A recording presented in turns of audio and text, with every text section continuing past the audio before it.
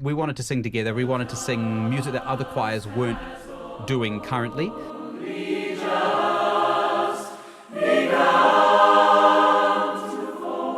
There were a group of us who were singing in the Wellington Youth Choir. We were aging out. Our time had come. Looking around, we didn't see anything that was going to give us the diversity of repertoire that we'd come to enjoy within Wellington Youth Choir. We had some experience and we thought we could make this work. We got together and talked about okay, well, why don't we do our own thing? A committee was formed and a new choir was born. Having a director in our midst obviously made things so much easier. We also had Greg, who holds so much knowledge about organising and choirs in Wellington, which was invaluable. The first year, we started with 3 altos ducking down into first tenors.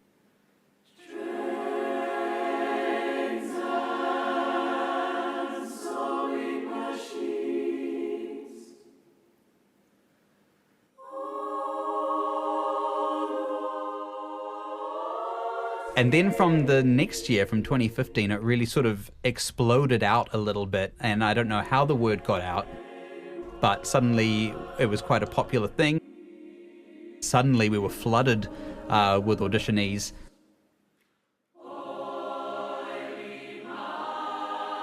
The main thing about this choir is that everyone in this choir just loves music. It's a love of all music. They're wonderful singers and wonderful musicians. From the beginning, there was that really strong sense of community, of being a social choir, and also really wanting to make a great sound. I think the social side of choir is a massive part of what keeps people coming back. Supertonic is just a really incredible space for forming friendships and just having a lot of fun. So much more fun than you might expect to in your 20s, 30s and 40s. Looking at the relationships, the children that exist who would not exist without this choir. My own family would not exist without this choir. That is stupendous to me. I know how much everyone values the individual connections and groups that have formed out of the choir. It's quite a crucial part of our culture, and that trust and respect for each other really does help us to sing well together.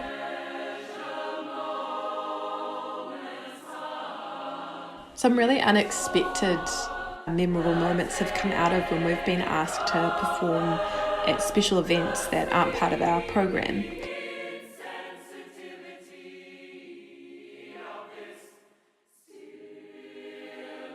Those have included, in 2018, we were singing with the actual Muppets in the Michael Fowler Centre, Brett McKenzie and the NZSO. We got to sing with the group Mamakin Spender up at the Coastella Festival. People just had an incredibly transformative experience.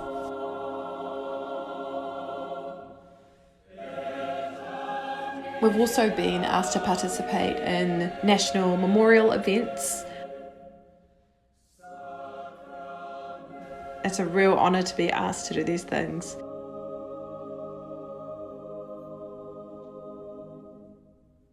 We most recently got to perform with the Royal New Zealand Air Force Band. It's these sorts of opportunities which make being part of Supertonic extra special.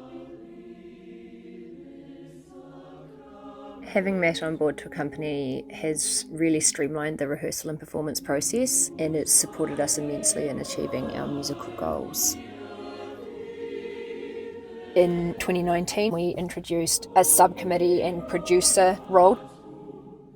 That's really given us the ability to grow and become bigger and better, and allowed Isaac to really focus on the music. Supertonic exists because of the generosity and commitment of its members, its committee, and its wider community. And we don't for a second take anything that we receive for granted.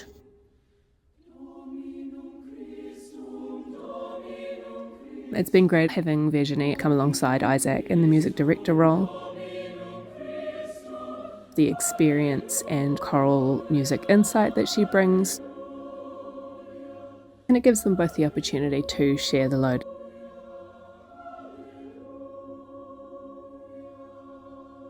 COVID is definitely the biggest challenge that the choir has been through. The committee was really, really committed to looking after the choir's health. Everyone immediately figured out ways to stay connected. We even ended up recording an original song. It was such a gift to have a group like Supertonic through that time because we were able to support each other. It was just this amazing network. We were incredibly lucky to be able to put on our Elton John concert, this amazing, joyful thing to do at the end of a really tricky year. I remember really clearly coming off stage after the final Saturday Night's All Right performance, everyone spontaneously bursting into applause. We just achieved this massive thing that for a while there seemed really impossible. And just a few months later, we were performing the same repertoire at Gardens Magic in front of 3,000 people, which was incredibly special.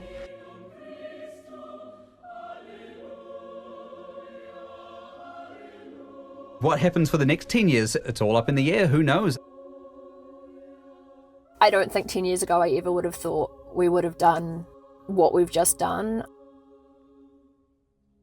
We do a really broad range of music and concepts.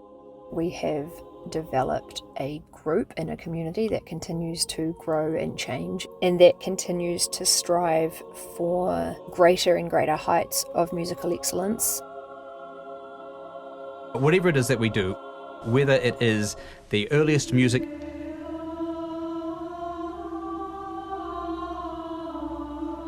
whether it is the most modern music, whether it has a rock band, or whether it has a string quartet accompaniment,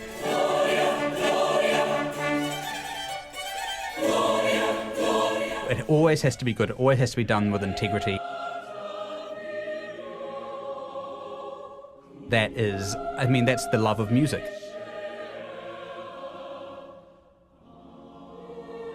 That's the love and the responsibility of music.